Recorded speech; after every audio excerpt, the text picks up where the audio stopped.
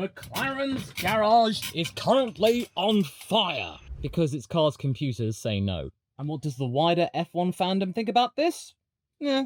McLaren are in a crisis, and I think the crisis is mainly about them being exposed. You could see the outline of it in the shakedown. The car looked tidy enough, but the powertrain was already seeming like a bit of a headache for them, but most of us brushed that off as just normal teething troubles with new Mercedes tech. A top team like McLaren would sort that out come the season proper, right?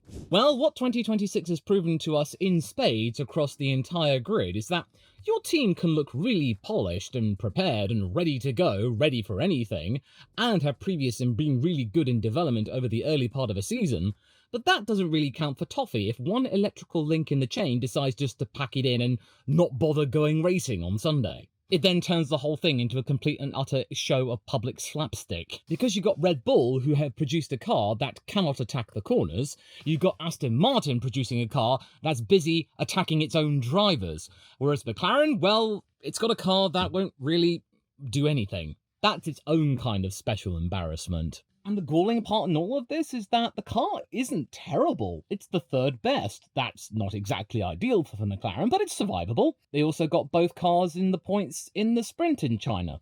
That's fine.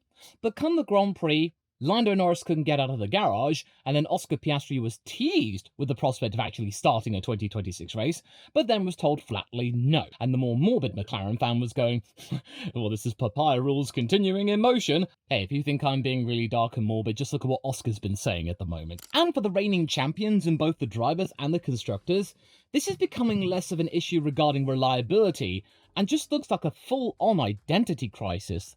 The reputation they've been trying to establish for the last 2 years, it's all come down like a ton of bricks in just 2 races. 1 year on from them securing a very comfortable 1-2. That's brutal. All because the failure sits around the power unit. The easy take would be just to say, aha! Mercedes are giving them duff engines. They don't want them doing well after 2 years of embarrassment. That's a nice theory, but I don't really buy it. The Mercedes package is clearly functioning elsewhere. I mean, just look at what Alpine can do once they can actually tap into the potential. And Andrea Stella himself has left open the possibility that at least part of what McLaren's going through is their own problem. He's not fully blaming Mercedes. The 2 failures may have been different in detail, but they pointed back to the same electronic neighbourhood.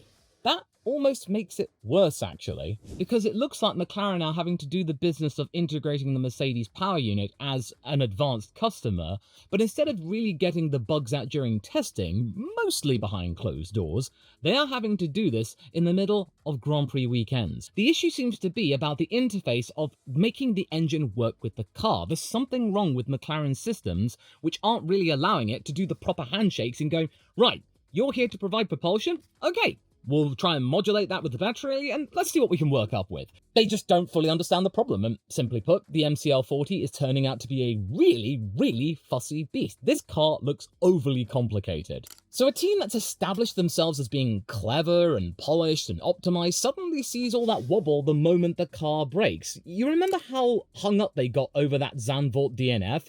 A very rare mechanical malady? Well, they've had 3 of those now in 2 races, and F1 doesn't really care about how intelligent you look, it just wants you to get out there and race. And with these cars, the electrical side is very important. Energy management has become, well, almost half of the job of going racing. And for drivers, as the season has progressed, it's become a bit of a mixed blessing. The old school drivers saying that it's really dulling their ability to actually do what the car can do, whilst others are admitting that whilst this definitely has some flaws and there needs to be work had, in terms of actually being able to follow and having close-quarter combat when the battery is not the main actor, you can have some fun with it. You can follow in the corners. There might be a pretty great formula hiding in all of this mess just yet, whereas McLaren right now, they're not even able to tap into any of that because they can't get out of the garage. They are not in a position to enjoy that. Neither are Red Bull in a position to enjoy that. And as I touched upon yesterday, all of that is just making Max Verstappen spit even more feathers. It's only pissing him off even more.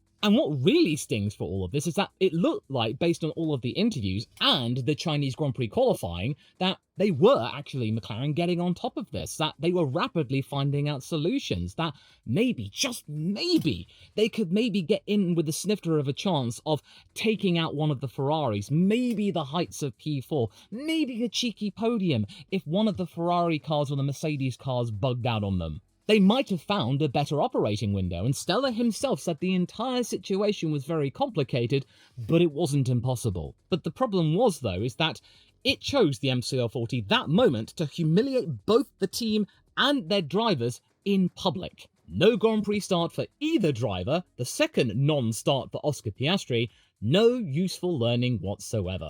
A new team such as Cadillac, if this were happening to them, these did not start, you'd be just thinking, oh, well that's tragic, but hey, they're new. They're still trying to learn their ways around Formula 1.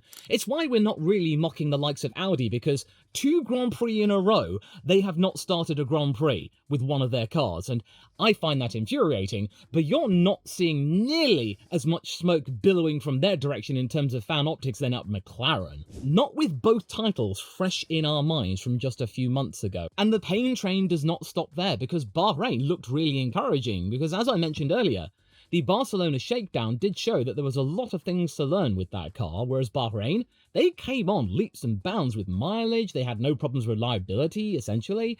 They were able to learn quite a bit. But then the season started and everything started to curdle, right from free practice when Piastri had a power issue. And then he crashed on his way to the grid due to a power surge.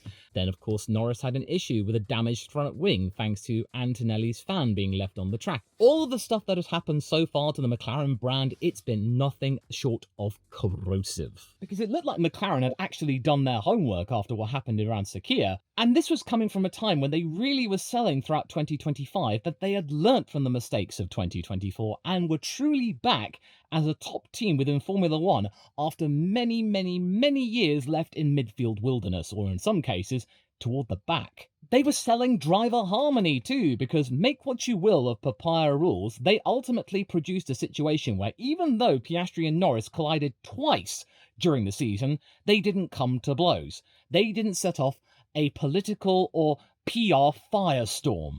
Despite all the public lashings that they received, it must have been a huge PR headache for anyone working the social media feeds of McLaren, having to really keep positive and have to deal with all of those comments. Well, I mean, I think the F1 admins are having to relate to that as well. I mean, after all, the hidden replies and such. So when a season starts like this, it's only going to serve to undermine all of the hard work they've done in terms of optics and intensify the focus on the team as having essentially been on the back foot even more so than they were in 2022. And not that dissimilar to what happened in 2015. Now, I know you're going to be bringing up the fact that that Honda engine was terrible. You're right there. But at least that car could start the race. It's as though the very qualities that made them look superior in 25 have been dragged into the light and then into the dirt, tested all at once. The car is wobbling, we know that, but so is the McLaren mythos. Their pace problem and inability to start with 2 cars are feeding each other constantly.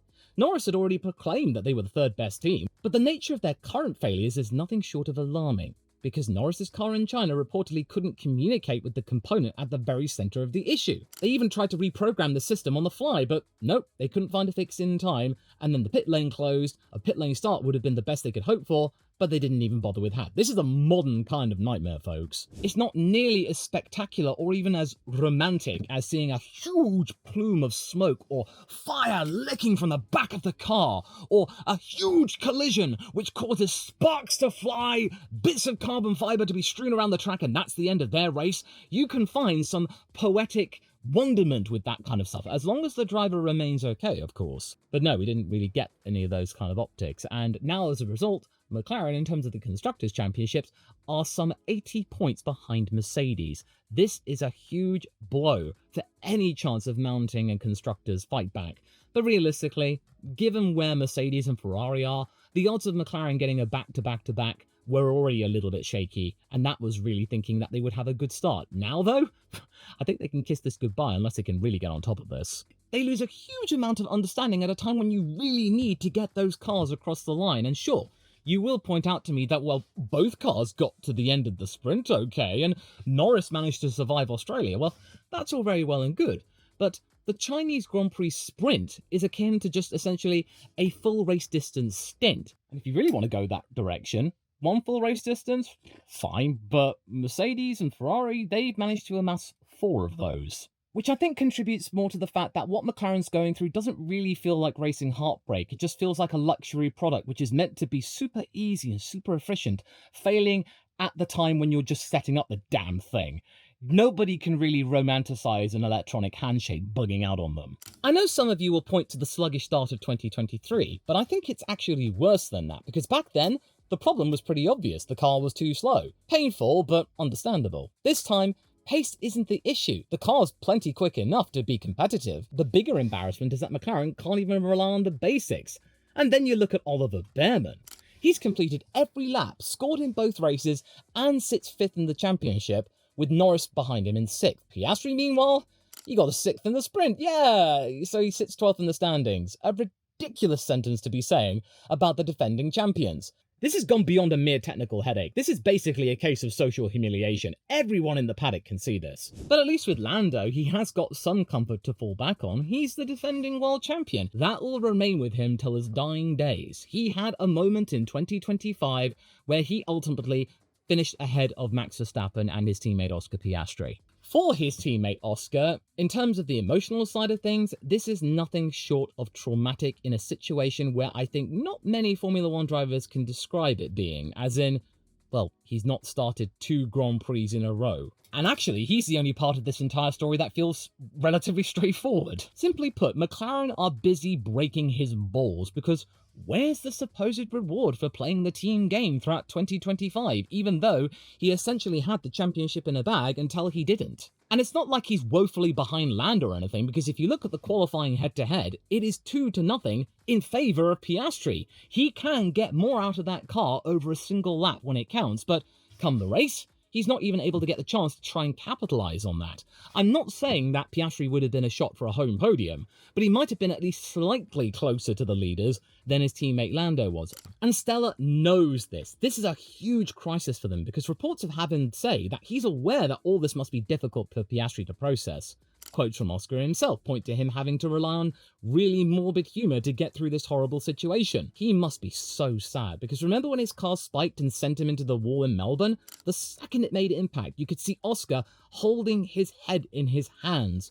And then to China, he got to the grid and then suddenly got wheeled back in again. I think neutrals can feel for Oscar here while feeling very little sympathy for McLaren as a whole. His suffering is obvious. He is a driver being denied the basic duty of doing his job as a Formula 1 driver. McLaren's suffering, it's a little bit more abstract than that, because it's a hugely rich, a hugely successful, and hugely managed team, and said product is getting tangled in its own wiring system. People can understand a kid getting robbed, which is the case of Oscar, whereas the team, the champions, having a systems check failure, no, that's less simple to understand or relate to. And what doesn't help them try to gain more sympathy is that during the Chinese Grand Prix weekend, there were a lot more stories that were tugging at the heartstrings of Formula 1 fans and getting pulses racing, as well as stoking up the debate as to whether or not Formula 1 is dead or not. There were so many other stories going on that, yeah, everyone saw both McLarens go out of the start of the Grand Prix, but then very quickly, it got forgotten. Does Zach really want to be in that situation where his team that he's been crafting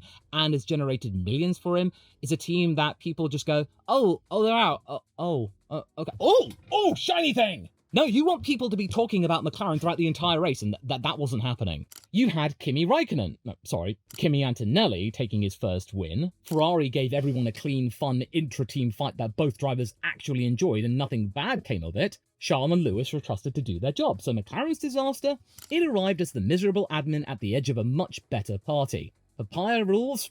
More like tomato rules, am I right? And this is where Ferrari really twists the knife here on their decade-long rivals, because McLaren have been busy teaching the audience to think about them through that papaya rule shtick, as well as internal management being very much at the forefront of everything that they were doing, and whether or not they could actually trust their own drivers to race. And when you look to Canada, you look to Austin, you do have moments when you actually think, yeah, McLaren really do not have faith in either Lando and Oscar to keep it clean if they get to close quarter racing. And let's not forget what happened in Monza 2023 and 2024. By the time we got to Abu Dhabi last year, Zach was openly saying it'd be crazy not to use team orders if the title demanded it. None of that was irrational per se, but the problem is that McLaren were willing to die on the hill of controlled internal politics. As a result, people stopped seeing you as a spontaneous racing organisation and only as a company explaining one of your policies. And one of their other more recent policies is to develop a golf division. Oh, that's talking to the corporate capitalists something what, eh? So when the car implodes in public, the wider F1 audience, I think, isn't exactly primed to feel bad for them. There was also no clever public line that they could use to make the mood feel lighter either. They'd not been spending the last 2 years or so, or you could argue maybe the moment Zak Brown arrived, in projecting an example of messy joy or anything. No, they wanted to show managed intelligence, and to give them credit, it did ultimately give them Constructors and Drivers' Championships. But the very moment it started to break right in front of everybody, it did not elicit sympathy. Instead of everyone feeling bad for them or talking about them ad nauseum, many were just pointing a laugh at them, or worse, not really giving much of a hoot about them. And for me, that is worse, because people not caring about you, that hurts. So when you see Hamilton and Leclerc battling each other through the corners and keeping it clean and actually admitting they had a lot of fun at the end of it, that is going to hurt them in terms of the optics. And Fred Vasseur, oh, he was very much milking it for all that it was worth. He was out there saying, oh, well, you got to give the credit to Lewis and Charles, you kept it very professional and clean, and we have total faith in them to keep it absolutely spot on the track. As in, he's not worried about those two crashing into each other at the very snifter of a podium. And you've got to really remember, Lewis was fighting for his life for his first Grand Prix podium with Ferrari. He had a lot on the line there. Fred saw all of that and still thought it made sense just to let them race. Comparisons with McLaren were going to be made, and I am making them right now. And then the final nail in the coffin, Fred then goes on to say that allowing them to race like this is the best way in which to build up the team's morale. Oh, God! Right in Zak's heart. And both Lewis and Charles echoed those sentiments. That's devastating for McLaren's image, because Ferrari, of all teams, known for draconian team orders throughout F1's entire history, suddenly look free and liberal, whilst McLaren still carry the stale aftertaste of papaya rules, as well as explaining things too much and managing their own image. And then you get Stella saying in the off-season that even though papaya rules will be streamlined for 2026, they will very much be in place. But the problem with that is, though, Andrea, is that it really only works papaya rules to the fullest when the car is the best. When it's not the best, and the drivers are really having to fight tooth and nail just to get on the podium, you will see their true colours in full force, and then both Oscar and Lando will be able to clap back and really exert their own pressure and their own personality on the team.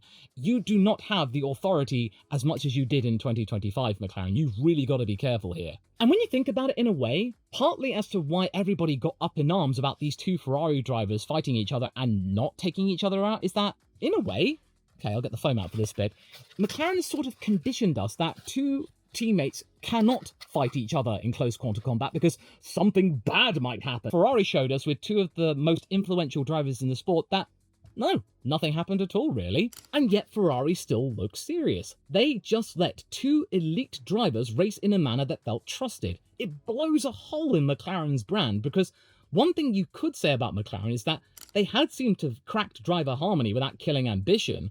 Yeah, it was corporate ambition, but they did survive last year.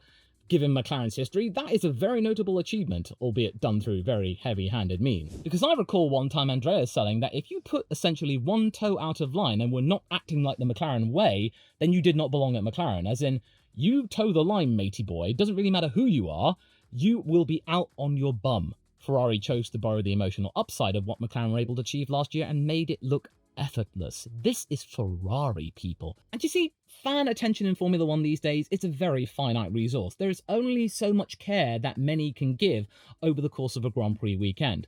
And as I touched upon earlier, there were plenty of stories to get behind to get the fans emotionally motivated and invested. Or, in the case of those who did not like what's going on with Formula 1, a case to rail against the system. In comparison to everything else that happened, what happened with McLaren just looked like an administrative collapse. It wasn't a case of everyone going like, What? What? Both the cars were out? What? I mean, there was for like maybe 5 seconds, and then everyone just looked at what happened at the start and then just completely put McLaren out of their minds. There was just a gap in people's consciousness, as big of a gap as there was at the start of the race. Even Toto Wolff, whilst praising his own team, pointed out that Ferrari had kept Mercedes honest and that it was brilliant to see Lewis back on the podium. The vibe around Ferrari right now is possibility, and with Fred teasing massive upgrades in time for Miami, the world's their oyster right now, whilst the vibe around McLaren is far less fascinating, all around electrical autopsies. Zak must be furious right now. The sport's already moved on from his team and onto more enjoyable characters, and it doesn't help that Haas, the smallest team on the grid, is just 1 point behind them in the championship, and, for the Japanese Grand Prix, will be repping one of the biggest kaiju monsters in cinematic history. Yeah, they just announced this as I was recording. They'll be wrapping a Godzilla-themed livery. How cool is that? And the language that Haas are using to describe the situation in which they're starting off the season strong should be really giving McLaren an absolute migraine. Instead of having things turn out to be overcomplicated, the word from Komatsu-san is that they're just keeping things simple, just focused on their own race and just not worry about what's going on behind them and what's going on ahead of them.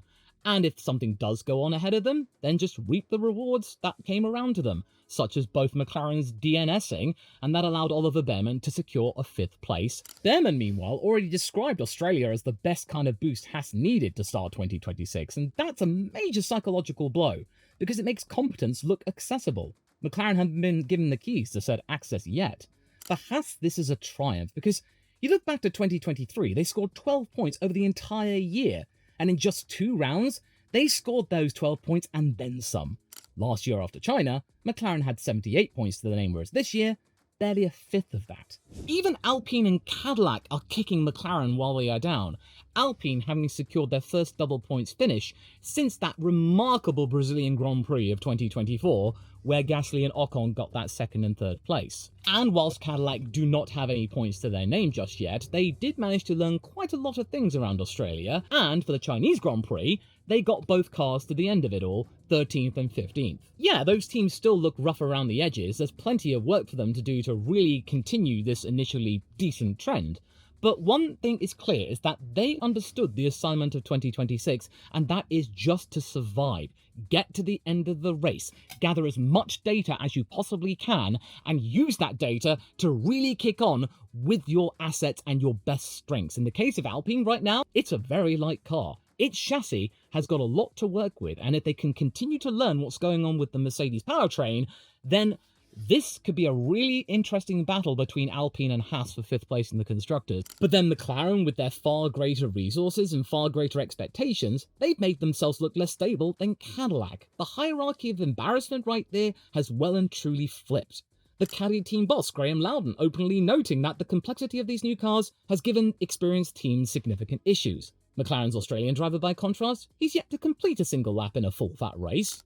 No, that doesn't make Cadillac better in the usual sense, but it makes the embarrassment around McLaren feel unreal. The reigning champions are being made to look less operationally settled than a newborn team still learning how to keep its mirrors attached to its car. So what's going on here, Law? Well, ultimately, I think what McLaren is going through right now is a very, very modern kind of collapse, as in, it's not in a massive plume of white smoke, or it's not simply down to the fact the car is slow. What McLaren's collapse is mostly about is that they really don't understand their own system, and also their identity is taking an absolute bashing, something that had been really meticulously put together, a huge amount of sponsors on that McLaren car.